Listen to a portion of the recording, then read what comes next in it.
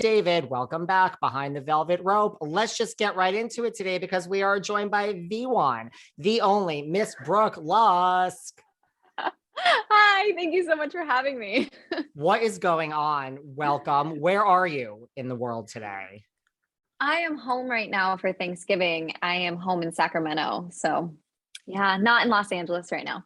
But you have the lovely Christmas tree behind you. So, I had to. My mom is so obsessed with Christmas like me. So she decorates before Thanksgiving, which some people are like, no, you can't do that. And I'm like, yes, you can.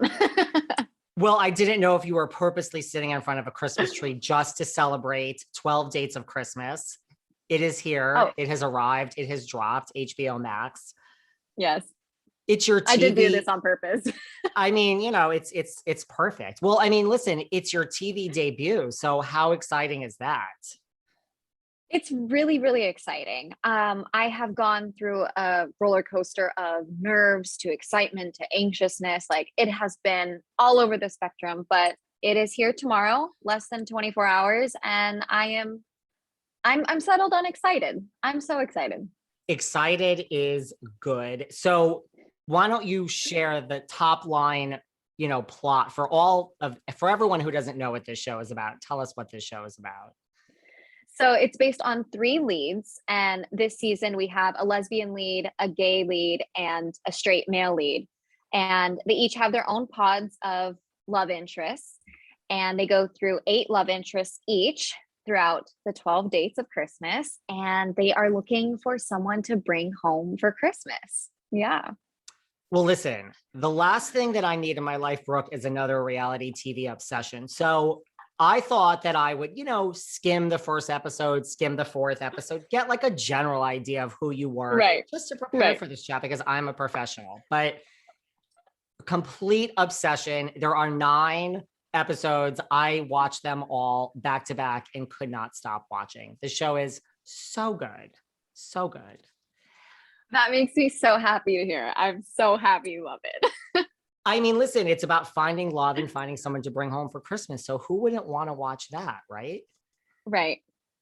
Were you a fan of reality TV before this came along to you?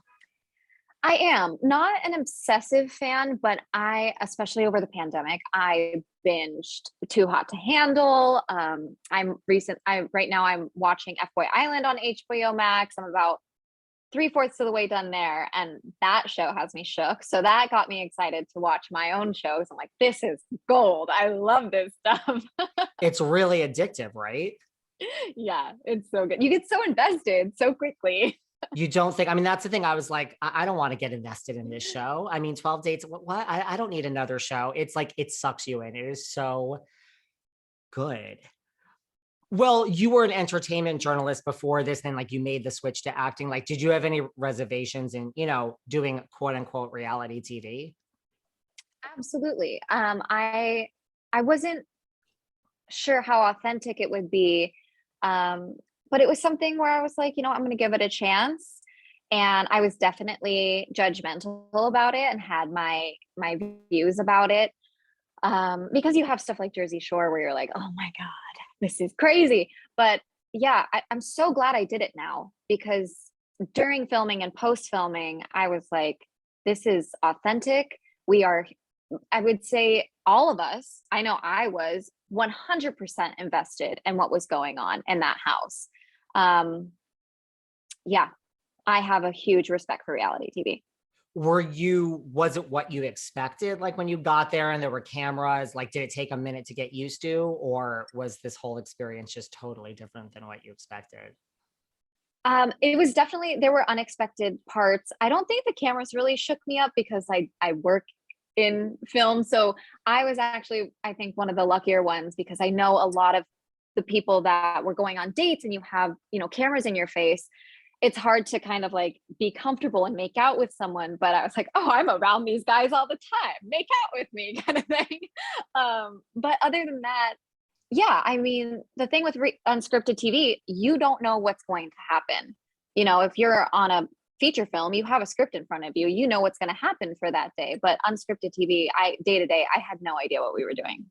were you aware, because you kind of came in, like later in the season after it already started, like you said, because there was like a gay male lead, there was a lesbian lead, and there was a straight man, it's a brilliant concept because now you have a dating pool that's like actually attracted to each other. Were you Yeah. aware, because you kind of came in, that like JP and Tom were kind of a thing, that like Hannah had some experiences other than the lead that they were there for? No, I came in blind and deaf. I didn't know what drama was happening on the show. I didn't know who anybody looked like. I didn't know if the girls in my pod were going to hate me. Like that was my biggest fear, was going in and having my pod kind of like a cat fight, which did not happen. And I love those girls to death. But the second I got in the house, I was filled in with all the tea. It was great. Well, what about, because you said like it was really authentic, like why did you do the show? Like how was it pitched? Like you really were there, to find love. Yeah, yeah, I was. I went in with an open mind and an open heart, and I didn't go in with any expectations. It was kind of like I can go in here and potentially meet someone I'm going to fall for, or I'm going to go in and have a good time. And I just wanted to be sure I didn't go in with any walls up, because that's how I am in the real world. When I date, I definitely have walls. I definitely have trust issues. And if you watch the show, I talked about my ex quite a bit, so I don't know if they will show that, but I had a chat with myself before I went in, and I was like, we're not going to bring this to this experience. We're going to go in with an open mind and an open heart. And I did. You definitely did. Like how, it was real. I mean, as a viewer, you felt it. Like, were you shocked? I mean, and how quickly did you fall for Danny? Because it seemed pretty quick. And I mean, it seemed like you fell pretty hard. Yeah. I mean, I was 7 out of 8 girls to show up in Danny's pod. I was second to last. So I did not have much time with him. I fell the quickest I've ever fallen before. Granted, circumstances, you're around each other 24/7. So you do have that time, even though Nikki had more time than me. I did go in with my walls down. And like I said, there was nothing up. I think a part of me, and when you watch the show, I probably battled with how quickly I was falling. And that's a scary feeling for anybody. So you'll see that there was a bit of an internal battle, but towards the end, I was just like, fuck it. Let's just fall. And that's the thing, right? You can fall flat on your face, or the person you fall for will catch you.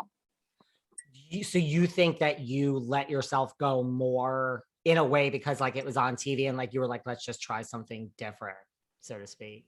Right. It was just, I feel like it was an opportunity of a lifetime. Like, when can you ever be that free with your emotions? You really don't get to be like that in the real world. Someone might think you're crazy or clingy, but we were all there for the same thing. So, yeah. Well, you certainly didn't